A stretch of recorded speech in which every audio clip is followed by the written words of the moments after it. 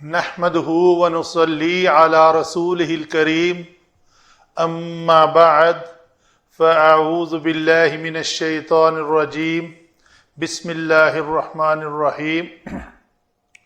سورۃ الانفطار پہلی 5 آیات مبارکہ ہیں۔ تجوید کے قواعد کے مطابق پڑھتے ہیں۔ ذال حروف لثویہ میں سے ہے، سین حروف صفیریہ میں سے ہے، تو دونوں میں فرق یہ ہے کہ ایک میں سیٹی کی آواز آئے گی، دوسرے میں نہیں آئے گی۔ پہلے ذال میں نہیں آئے گی۔ ایزس، یہ سین جو ہے وہ حروف صفیریہ ہیں، سیٹی والے حروف علماء نے نشاندہی رکھی ہوئی ہے۔ تو ایزس السماء فطرت، تو نون کے بعد حرف اخفا ہے تو یہاں پہ اخفا کریں گے، تو مد ہوئی یہاں پہ، مد کے بعد اس فا کو پتلا اور تا کو موٹا، خص ضغط قز مجموعہ ہے جو پر حروف پڑھے جاتے ہیں موٹے، باقی سارے یہاں پہ پتلے ہیں۔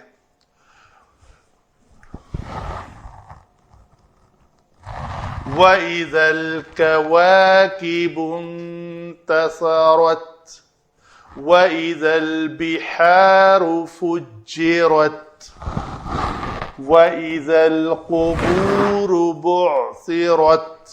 را جو ہے وہ پر پڑھی جائے گی، یہاں پہ بھی را کو ہم نے پر پڑھا کیونکہ را زبر کے ساتھ ہے۔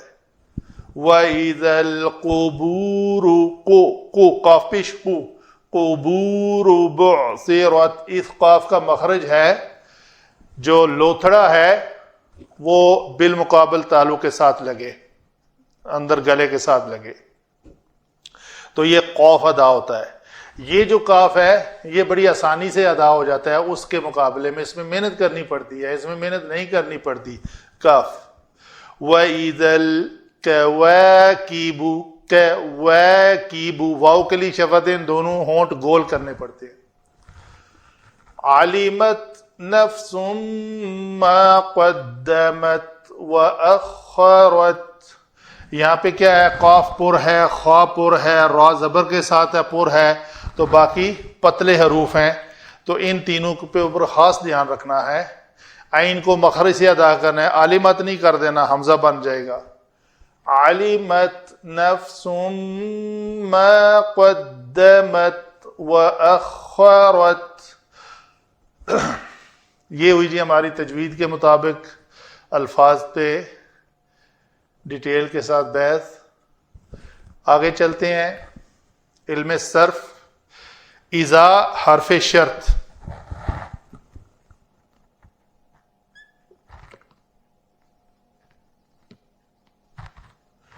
السماء، سین، میم اور واو بہت بار بنایا ہے۔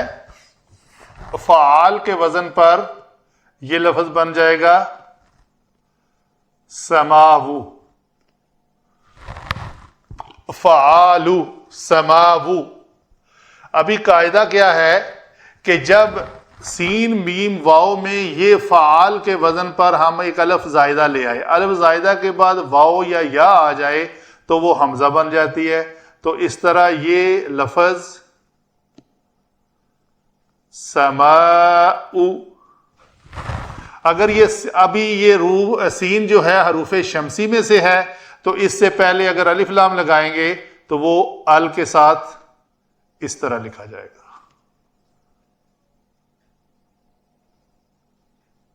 اوپر مد آ جائے گا۔ جبکہ یہ حروف قمری میں سے ہیں، اس الف لام کے اوپر جزم ہے، اس الف لام کے لام کے اوپر کچھ بھی نہیں لکھا ہوا، کیونکہ یہ لام اس سین کے اندر ادغام ہو چکا ہے قریب المخارج ہونے کی وجہ سے۔ ان فطرت میں فا، تا اور را، فا، تا اور را، ان فعالہ کے وزن پر باب انفعال ہے۔ یہ لے لیتے ہیں اگلا لفظ ہمارا ان فعلت،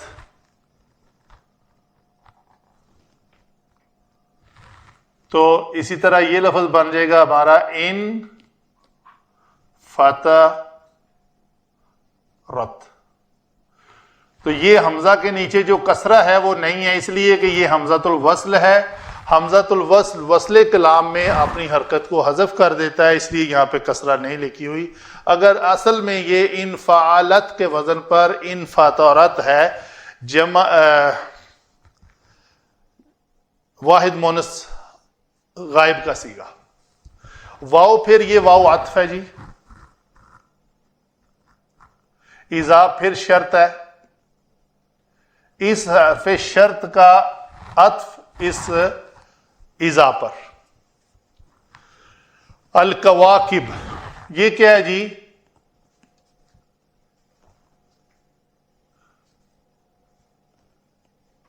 یہ لفظ کاف کاف با مادہ سے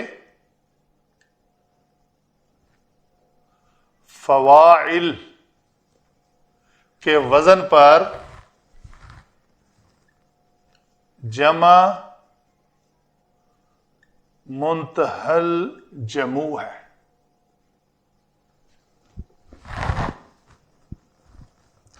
جمع منتہل جموع کے اوزان ہیں جو اگر جمع مکسر کو لیا جائے تو جمع مکسر کے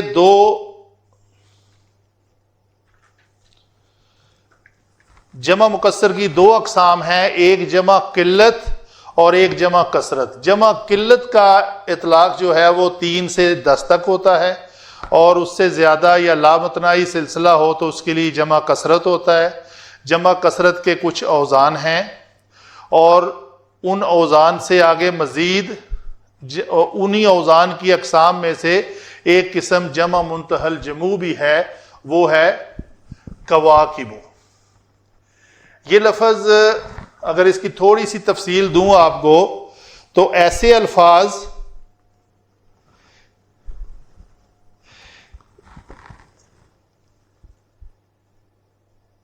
جن میں واو یا الف زائدہ ہو، جیسے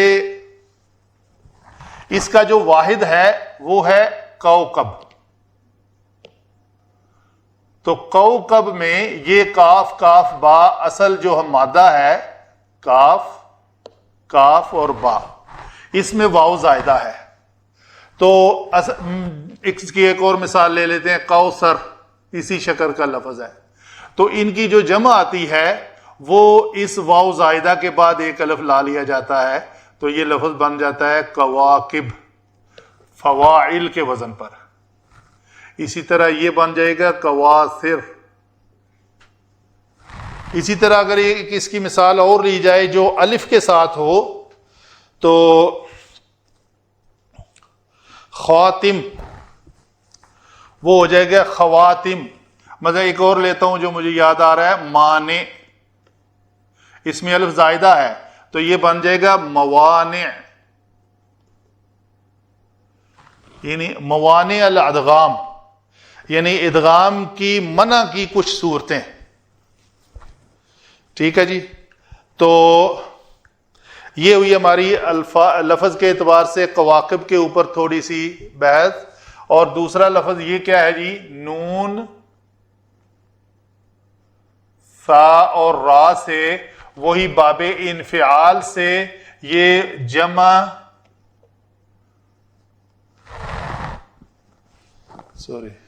نہیں ہے، یہ واحد مونس غائب کا صیغہ ہے. واحد مؤنث غائب. انفعل، انفعلا، انفعلو، انفعلت، یہ واحد مؤنث غائب کا صیغہ فعل ماضی. تو انفعلت کے وزن پر یہ لفظ بن جائے گا انفطرت.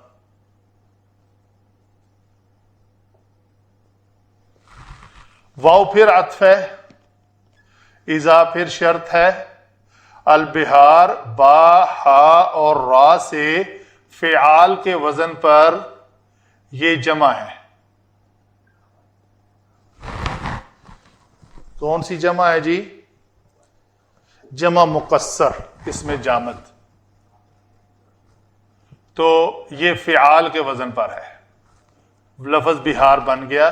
فجرت کیا ہے؟ فا جیم را فجر، کسی چیز کا بہت بڑے پیمانے پر پھٹ جانا۔ تو فجرت جو ہے وہ کیا ہے؟ یہ لفظ باب تفعیل سے ہے، نظر آ رہا ہے صاف؟ فجرا یفجرو، اگر فجرا کو فعل ماضی مجہول کیا جائے تو وہ کیا بن جائے گا؟ فجرت، فعلت۔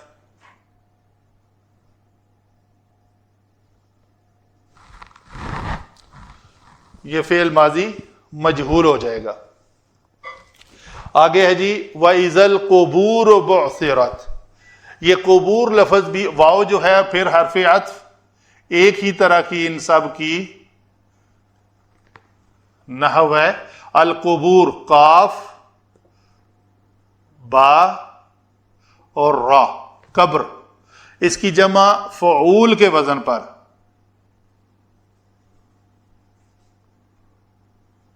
یہ کون سی جمع ہے جی؟ یہ جمع کثرت ہے۔ یہ جمع کثرت کے اوزان آپ پڑھیں گے تو اس میں سے ملے گی، جیسے میں نے آپ کو بتایا کہ جمع مکسر کی دو اقسام ہیں، ایک جمع قلت اور ایک جمع کثرت۔ تو جمع کثرت کے اوزان میں سے فعول ایک وزن ہے اس کا، تو قبور اس وزن پر آئے گا۔ بعثرت،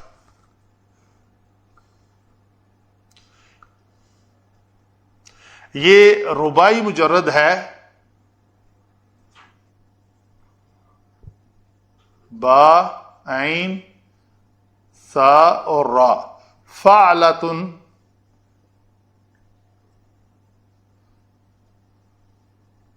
مصدر ہے، جیسے وسوسہ، وسوسہ یوسوسو، بعثر یبعثر، بعثر سے بعثر، فعل ماضی مجہول۔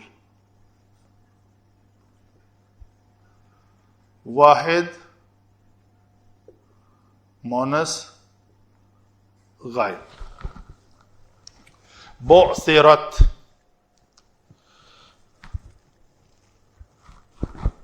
سوری فعللت، لام ہے۔ علمت، پھر یہ علم یعلم، عین لام میم مادہ سے، وہی فعل ماضی اور واحد مؤنث غائب کا صیغہ۔ نفس اسم مصدر ہے، ما موصولہ ہے جی یہاں پہ۔ قدمت، یہ سارے الفاظ واحد مؤنث غائب کے ہی استعمال ہو رہے ہیں۔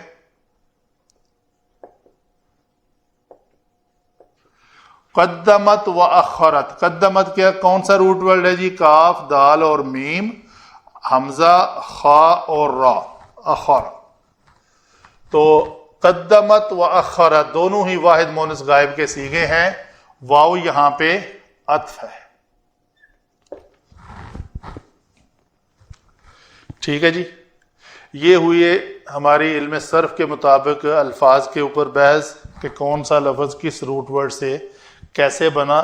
آگے چلتے ہیں علم نحو میں، آیات مبارکہ کی بحث کرتے ہیں۔ اذا جو ہے ہم نے کہا اس میں شرط ہے،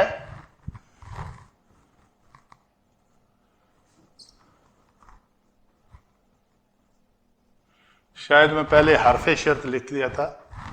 تو جب کلمات شرط کے بعد ایک قاعدہ یہ ہے کہ اس کے بعد ایک فعل آتا ہے، بھلے ہی وہ محذوف فعل آئے، مقدرہ ہو، چھپا ہوا ہو، یا وہ ظاہر ہو۔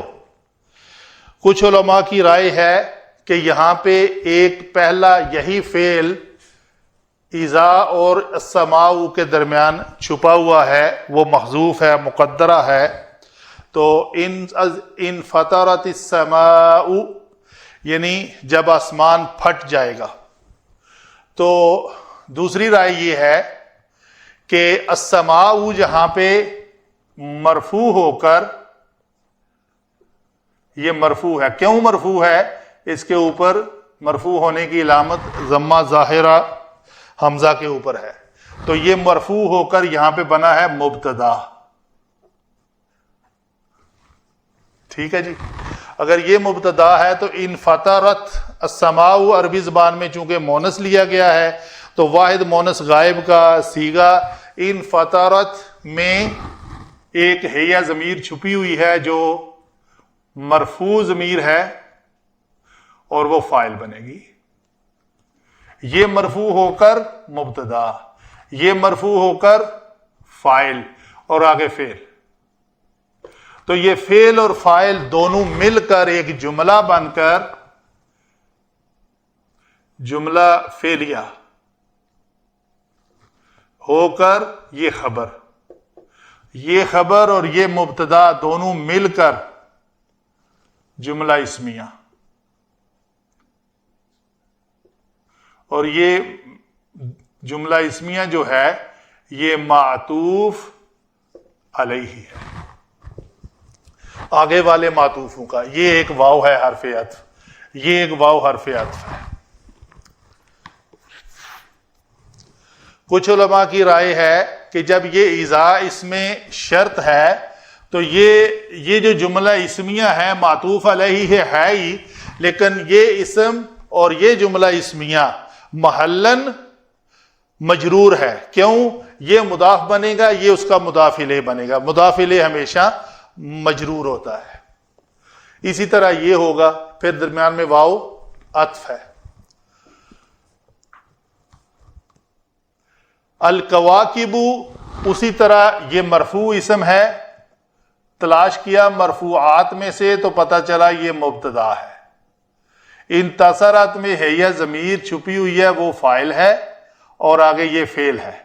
تو فعل اور فاعل جملہ فعلیہ ہو کر خبر بنے اس مبتدا کے. تو یہ مبتدا اور خبر مل کر جملہ اسمیہ، اور یہ ہوا معطوف اول. واو پھر عطف ہے. البہار یہ مرفوع اسم ہے، چونکہ اس کے بعد ایک فعل آ رہا ہے جو فعل ماضی مجہول ہے تو ہم کہیں گے یہ نائب فاعل ہے. تو مرفوع اسم فاعل بھی ہو سکتا ہے، نائب فاعل بھی ہو سکتا ہے، مبتدا بھی ہو سکتا ہے، خبر بھی ہو سکتی ہے. تو یہ ساری چیزیں یہاں پہ ہیں. فجرت میں بھی ہیہ ضمیر چھپی ہوئی ہے جو اس بہار کی طرف جا رہی ہے، اس میں ہیہ الکواکب کی طرف جا رہی ہے، اس میں ہیہ السماء کی طرف جا رہی ہے. تو وہ فجرت فاعل جمع فعل یہ جملہ بن کر یہاں پہ آیت نمبر 3 میں البہار جو ہے مرفوع ہو کر مبتدا بنے گا، اور اس میں جو ہیہ ضمیر ہے فجرت میں یہ نائب فاعل بنے گی جمع فاعل. تو یہ جملہ جو ہے یہ ہم کہیں گے خبر ہے.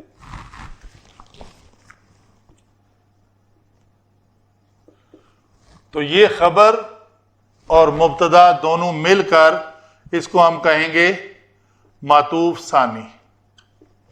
ایگزیکٹلی سیم اسی طرح یہ واو عاطفہ ہے. پھر اذا شرطیہ القبور یہاں پہ بھی مبتدا ہو کر اس کی خبر یہ ہوگی جو فعل اور فاعل پہ مشتمل ہے پہلے جملوں کی طرح. تو یہ ہم کہیں گے یہ معطوف رابع. چوتھا معطوف. اچھا جی یہ شرط ہے تو اس کے بعد جواب شرط کیا ہے؟ یہ جواب شرط شروع ہو رہی ہے. علمت نفسن، نفسن جو ہے یہ مرفوع ہو کر یہاں پہ یہ فاعل ہے. علمت فعل ہے، واحد مونس غائب کا. فاعل نفس یہاں پہ مونس ہے. علمت نفس ما، یہ ما موصولہ ہے اور یہاں پہ یہ صلہ کے ساتھ مفعول بہی بنے گا. پہلے صلہ کا دیکھ لیتے ہیں. قدمت میں ہے یا ضمیر، اخرت میں ہے یا ضمیر، یہ دونوں ضمائر اس نفس کی طرف راجع ہیں، تو یہاں پہ یہ فاعل جمع فعل، یہ فاعل جمع فعل، یہ دونوں، یہ معطوف علیہ جمع معطوف، یہ جو مرکب عطفی ہے جملہ اور جملہ، یہ صلہ ہے کس کا جی؟ ما کا، اس ما کا۔ تو ما اپنا صلہ کے ساتھ مفعول بہی، جب آسمان پھٹ جائے گا، ستارے جھڑ جائیں گے، سمندر پھٹ جائیں گے، قبور اکھاڑ دی جائیں گی، جان لے گا نفس، ہر نفس اس ماں کو۔ ماں کیا ہوگا؟ جو کچھ اس نے آگے بھیجا ہے اور جو کچھ اس نے پیچھے چھوڑا ہے، تو یہ ماں مفعول بہی بنے گا اس اپنے سارے صلہ کے ساتھ مل کر۔ فاعل کون ہے؟ نفس، کام اس نے کیا کرنا ہے؟ علمت، وہ جان لے گا اس دن۔ تو یہ شرط اپنے جواب شرط کے ساتھ مل کر یہ جملہ شرطیہ بن گئی۔ وما علینا الا البلاغ۔